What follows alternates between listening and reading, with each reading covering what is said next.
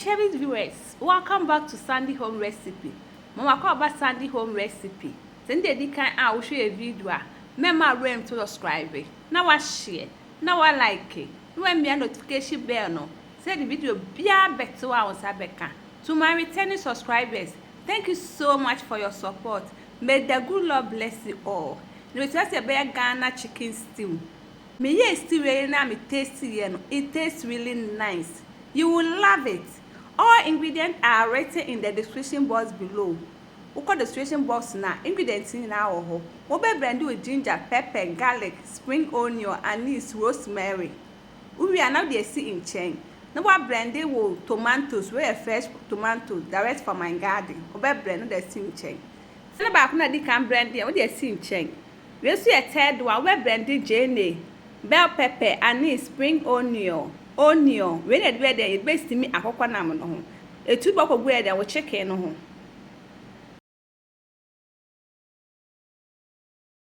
season with all pepper season, chicken season, salt to taste. Na din suka kra there egu mu no wa mix ni together. Mix it no just for 30 minutes. Say the ingredients ni be ko hu wie.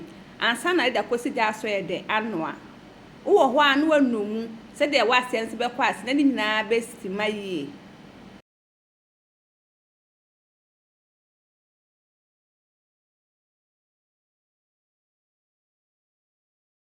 Aha no aben na wakwakoche wo medium hot oil mu.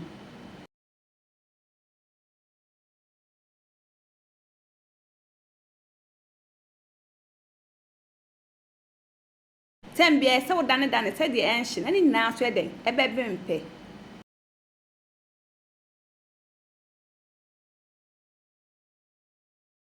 Aha no aben na wa yesi nchen emra wa che wo chicken na wi no aba stew no so the oil be gu saucepan esija asum edra na wo the mix spices eden agumu wa chemo kakra wo wi na the chop onion agumu na no so wa chemo kakra ansa na ya to aso.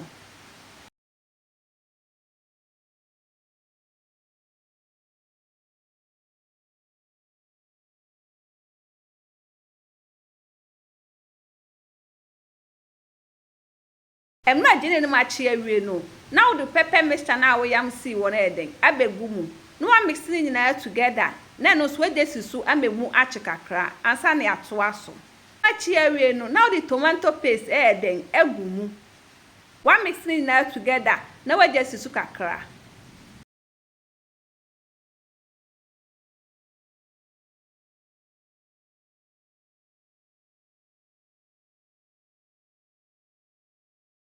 Watch it, tomato paste mwawie no. Now the chopped tomatoes eden egumu. We are not the suka cry eden aka ho. No wa just suka kra. Ansa na ato aso.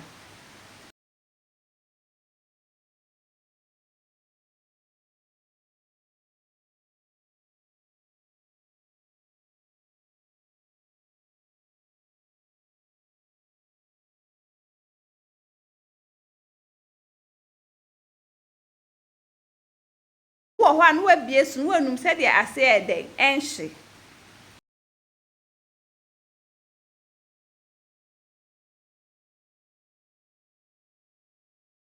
Watch mo kakra no now the chicken stock no agumu na no so wanumu wakata so amana to ne bo aben ba wo ho anu anum se de ase eden enhye afensu eja no wa reduce no.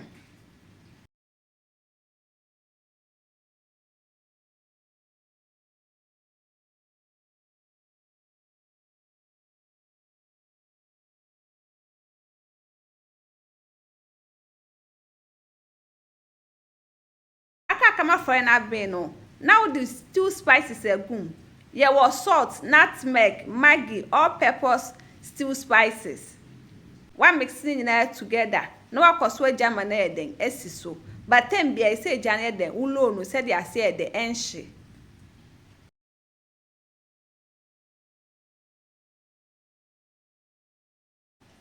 uwo spring onion ne pepper now they are garnishing no but uni bia on fire den enka ho.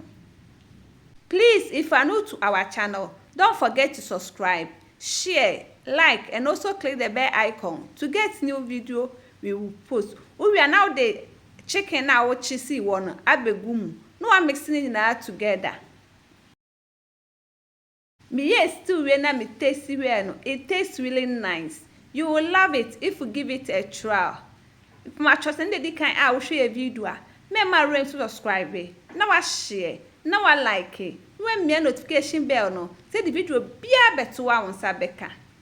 Aha no aka krana aye ready. Aha no aye ready. Na wa twe na wa serve. O wo mo abetimi de aka we den edi. Now this is our chicken stew recipe. Please like this video and subscribe to our channel. Thank you so much for watching.